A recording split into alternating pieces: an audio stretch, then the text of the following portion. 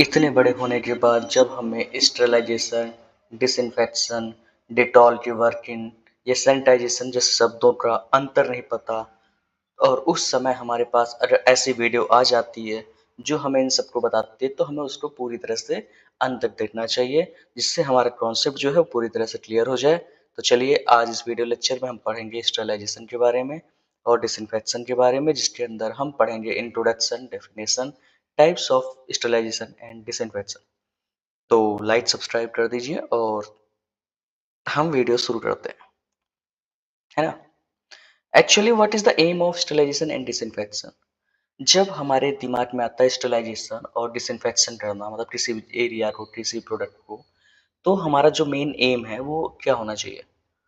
तो जैसा हम जानते हैं माइक्रो ऑर्गेनिज्म जो होते हैं वो संसार में हर जगह विद्यमान है। जैसे भगवान होते हैं ना, हम हर जगह मानते हैं भगवान है हमारे, उसी तरह माइक्रो ऑर्गेनिज्म बोलते हैं कि हम भी भगवान के साथ ही हर जगह हैं।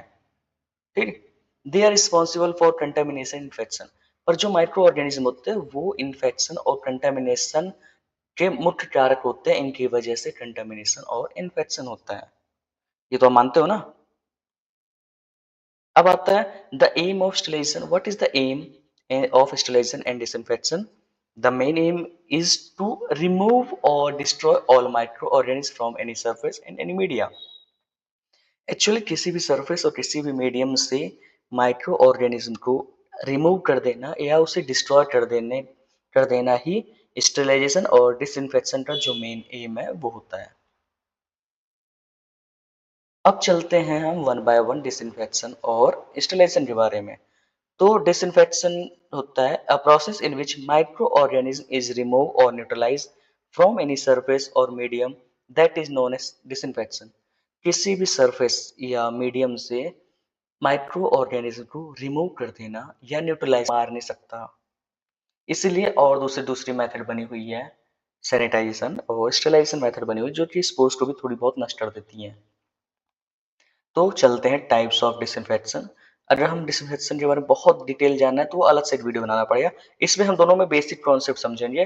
टाइप्स ऑफ डिसइंफेक्शन में हम चलते हैं तो फिजिकल डिसइंफेक्शन, फिजियोकेमिकल, मैकेनिकल, ऐसे बहुत सारे 4-5 टाइप के होते हैं। तो वन बाय वन पढ़ते हैं। फिजिकल डिसइंफेक्शन में समझ में आता है ऐसा डिसइंफेक्शन जो फिजिकल मेथड को, फिजिकल एजेंट को यूज करके किया जाए, उस जैसे कि हीट, लाइट और फिल्ट्रेशन टू डिस्ट्रॉय और remove micro organism. Micro organism सूक्ष्म जीव को नष्ट करना या हटाने के लिए जब हम फिजिकल एजेंट का यूज करते हैं जो कि होता है हीट, लाइट और फिल्ट्रेशन, तो उसे हम फिजिकल डिसइंफेक्शन बोलते हैं। एग्जाम्पल के तौर में समझते हैं पानी गर्म करना, जैसे बॉइलिंग, किसी भी चीज को गर्म कर देते हैं। जैसे आप बोलते हैं ना घर पे आप पानी पीते हो तो पानी गर्म कर दो। गर्म करने से क्या होता है, उसके अंदर जो बैक्टीरिया होता है वो मर जाते हैं। सिर्फ बैक्टीरिया मरते हैं ना, स्पोर्स नहीं मरते। यूवी रेडिएशन, किसी भी चीज को यूवी लाइट के अंदर रख दो थोड़ी देर के लिए, वो अपने आप वहां से उस माइक्रो ऑर्गेनिज्म को नष्ट कर देगा। कैसे करता है? वो माइक्रोबियल जो डीएनए होता है ना उससे डैमेज करता है ये। Filtration, physical remove microorganism from liquid और गैसेस। एक्चुअली फिल्ट्रेशन मतलब होता है छानना। जब हम 0.22 माइक्रोन के फिल्टर से किसी चीज को छानते हैं तो वो स्टेराइल हो जाता है ना। वो जो हमारा लिक्विड है, गैस है, वो स्टेराइल हो जाती है। इसे फिल्ट्रेशन मेथड बोलते हैं। फिल्ट्रेशन तुम्हारा आटा भी होता है, आटा को जो छानते हो तो फिल्ट्रेट होता है, लेकिन वो डिसइंफेक्शन या स्टेराइल नहीं होता। क्यों? क्योंकि उसमें पोर साइज बड़े होते हैं, इसलिए। केमिकल डिसइंफेक्शन मतलब केमिकल एजेंट का यूज किया जाएगा टू किल और इनएक्टिवेट माइक्रो ऑर्गेनिज्म। ठीक, कॉन्सेप्ट समझ में आ रहा है ना। फिजिकल मतलब फिजिकल मेथड, जैसे heat, sunlight, UV radiation, filtration, ये सब जो होते हैं वो फिजिकल पे आता है। केमिकल में केमिकल एजेंट जैसे विरोसिल, सिल्विसाइड, हमारा एसिटार।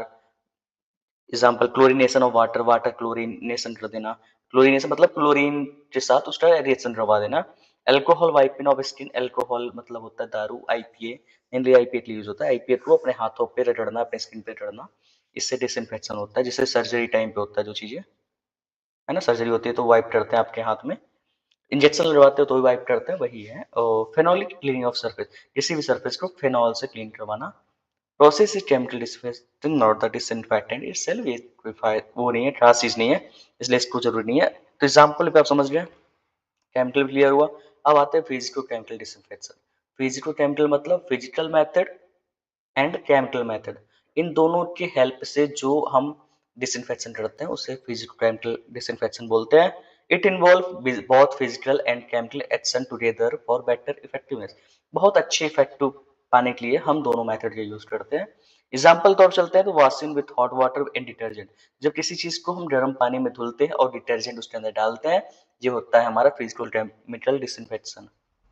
Using ultrasonic vibration with disinfectant solution to clean, disinfectant solution डालने के बाद जब हम उसमें अल्ट्रासोनिक वाइब्रेशन देते हैं तो इंस्ट्रूमेंट्स क्लीन हो जाते हैं, वो होता है हमारा physical chemical disinfection.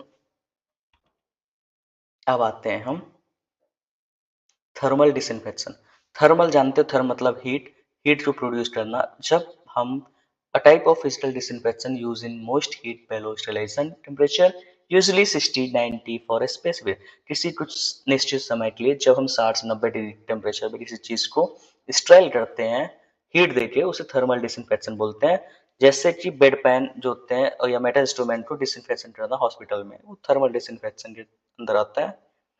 Thermal disinfection के अंदर हम अपना ऑटोक्लेव भी डाल सकते हैं, ऑटोक्लेव भी डिसइंफेक्टेंट होता है। रेडिएशन डिसइंफेक्शन मतलब यूवी रेडिएशन का या गामा रेडिएशन का किसी प्रोडक्ट पे प्रोड्यूस करवाना ताकि उसके जो माइक्रो ऑर्गेनिज्म है वो डिस्ट्रॉय हो सके, उसे ही रेडिएशन डिसइंफेक्शन के अंदर रखते हैं हम।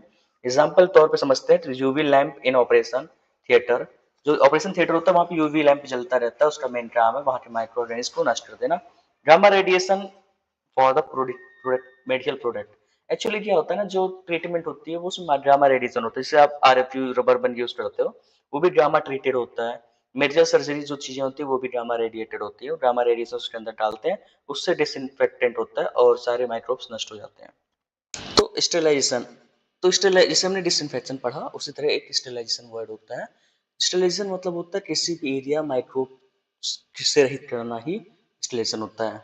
अब एक बार और समझते हैं, किसी भी एरिया किसी प्रोडक्ट को माइक्रो ऑर्गेनिज्म रहित बनाना, माइक्रो फ्री करना ही स्टेरिलाइजेशन होता है। स्टेरिलाइजेशन मतलब आईओएन मतलब प्रोसेस, स्टेराइल करने की जो प्रोसेस होती है उसे ही हम स्टेरिलाइजेशन बोलते हैं। और इस प्रोसेस से स्पोर्स भी नष्ट होते हैं, स्पोर्स किल्ड होते हैं, रिमूव हो जाते हैं, बल्कि जो चीज डिसइंफेक्शन में नहीं होता था, हमने देखा था ना वहां पे। दिस मेथड इज कम्प्लीटली किल और remove all different micro organism, जो भी ऑर्गेनिज्म माइक्रो ऑर्गेनिज्म होते हैं उन सबको पूरी तरह से नष्ट कर देते हैं इस मेथड के द्वारा। अब हम पढ़ते हैं डिफरेंट मेथड्स ऑफ स्टेरिलाइजेशन। उसमें पहला हमारा है हीट स्टेरिलाइजेशन। हीट मतलब गर्मी, तो हीट दो टाइप की होती है, या तो एक ड्राई हीट होगी या तो मॉइस्ट हीट होगी। मॉइस्ट मतलब स्टीम, जो इसके अंदर हल्की सी नमी हो वो स्टीम, उसे स्टीम बोलते हैं। स्टीम के प्रिंसिपल में आधारित होता है हमारा ऑटोक्लेव।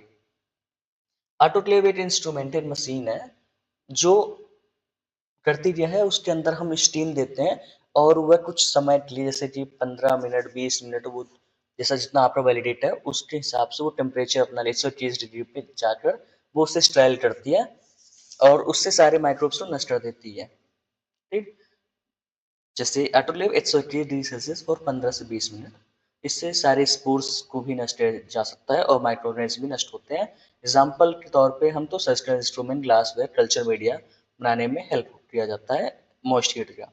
अब ड्राई हीट जिसे डीएचएस बोलते हैं, डीएचएस का यूज करोगे आप, देखोगे तो वो सब होता है हॉट एयर ओवन 160 से 170 डिग्री में 2 से 3 घंटे के लिए। कुछ जगह में 220 टेम्परेचर भी होता है, 220 फॉर 2 आवर के लिए होता है। ये साइकिल चलती है जो कि उसे स्ट्राइल करती है। मे बी ये आर जो आर एफ यू होता है ना, आर एफ यू को भी चलाते हैं दोबारा, उसके लिए लोड होता है ना, आर एफ यू आता है उसको भी डीएचएस किया जाता है। कंपनी की पॉलिसीज होती है उसके हिसाब से। हॉट एयर ओवन इसका ड्राई हीट एग्जांपल है। आप चाहो, आपको अगर चाहिए तो, ऐसा बहुत जरूरी नहीं है, बट आप चाहो तो मैं इसके ऊपर भी अच्छे से डिटेल वीडियो बनाऊंगा, पर कमेंट में आपको बताना पड़ेगा उसके लिए, है ना, ऐसे तो मुझे पता नहीं चलता। एग्जाम्पल तौर पे ग्लासवेयर, मेटल इंस्ट्रूमेंट, ऑयल्स और पाउडर, इनको बनाने के लिए डीएचएस का यूज होता है। देन आफ्टर फिल्ट्रेशन, फिल्ट्रेशन मतलब छानना, used for heat sensitive liquid. Mainly filtration जो होता है वो लिक्विड के लिए होता है। एंटीबायोटिक, सेरा एंजाइम, इनके लिए होता है कि वो हम 0.22 माइक्रोन या उससे कम पोर साइज के जो फिल्टर होते हैं उससे हम उस लिक्विड को या उस एयर को पास करेंगे, जिससे वो फिल्टर हो जाएगा और स्टेराइल हो जाएगा। एग्जाम्पल के तौर पे देखें तो वैक्सीन, एंटीबायोटिक सॉल्यूशन, ये सब एग्जाम्पल होते हैं। अब तीसरा मेथड है हमारा केमिकल, ओ माय गॉड ये थोड़ी है। तीसरा मेथड है chemical sterilization. It uses chemical agent to kill micro organism. Micro organism को मारने के लिए केमिकल एजेंट का यूज होता है, उसे ही केमिकल स्टिलेशन को बोलते हैं। अब इनकी डेफिनेशन बनानी हो तो आप कैसे बनाओगे? जैसे केमिकल स्टिलेशन, तो a process in which we use a chemical agent to sterile our product or to kill microorganism is known as chemical sterilization। ऐसे अपनी डेफिनेशन बनानी होती है। आप सेंटेंस को या आप इस वर्ड को देख के सेंटेंस बना सकते हो आसानी से। Ethylene oxide gas ETO for medical device या प्लास्टिक आइटम के लिए होता है। फॉर्मल्डिहाइड आपने बहुत प्यारा सुना होगा, पर अब तो ये बैन हो गया वैसे। फॉर्मल्डिहाइड पहले बहुत यूज होता था इंडस्ट्रीज में, इस टाइम ये बैन कर दिया क्योंकि इससे कैंसर होता है। ग्लूटाराल्डिहाइड फॉर एंडोस्कोप और कैथरेट के लिए ये चीजें होती है ना। अब रेडिएशन इंस्टॉलेशन मतलब रेडिएशन के थ्रू जब किसी चीज को इंस्टॉल किया जाता है, जैसे gamma radiation, x radiation, electron beams देकर, तो उसे हम रेडिएशन इंस्टॉलेशन बोलते हैं। ये दो टाइप की होती है, आयनाइजेशन और नॉन आयनाइजेशन।